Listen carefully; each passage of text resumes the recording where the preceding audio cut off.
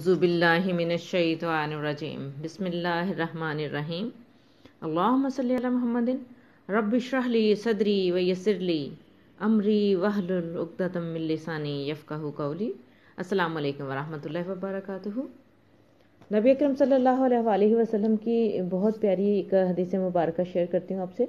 حضرت عبداللہ بن عمر رضی اللہ عنہ سے روایت ہے کہ نبی کریم صلی اللہ علیہ وآلہ وسلم نے ارشاد فرمایا، 4 خصلتیں ایسی ہیں کہ جس کسی میں پائی جائیں وہ خالص منافق ہوگا، اور جس میں ان میں سے کوئی ایک خصلت پائی گئی اس میں نفاق میں سے ایک خصلت پائی گئی، یہاں تک کہ اس کو چھوڑ دے۔ جب اس کے پاس امانت رکھوائی جائے تو اس میں خیانت کرے، جب بات کرے تو جھوٹ بولے، جب عہد کرے تو وفا نہ کرے، اور جب لڑے تو گالیوں پر اترائے۔ بخاری شریف کی یہ حدیث مبارکہ ہے۔ ہم سب کو اپنا اپنا جائزہ لینا چاہیے اور اپنے اعمال کا، اپنی عادتوں کا، اپنی باتوں کا، اپنے رویے کا، دوسروں کے ساتھ معاملات کرنے کا ہمیں جائزہ لینا چاہیے اور جاننا چاہیے۔ نبی اکرم صلی اللہ علیہ وآلہ وسلم کی ایک اور حدیث مبارک ہے۔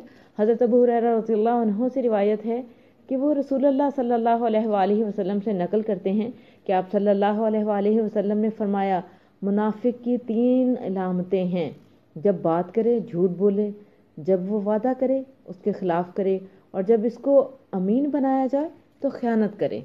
اللہ رب العزت سے دلی دعا ہے کہ اللہ تعالی ہمیں اسوہ حسنہ پر چلنے کی توفیق عطا فرمائے، اور اللہ تعالی ان خصلتوں کو ہمارے اندر سے نکال دے، جڑ سے نکال دے، اور ہمیں منافقین کی صف سے نکال کے خالص مومنین کی صف میں ڈالے، اور ہمیں خالص نیتوں والے خالص مومن بنائے انشاءاللہ العزیز۔ اپنی دعاؤں میں مجھے بھی یاد رکھیے۔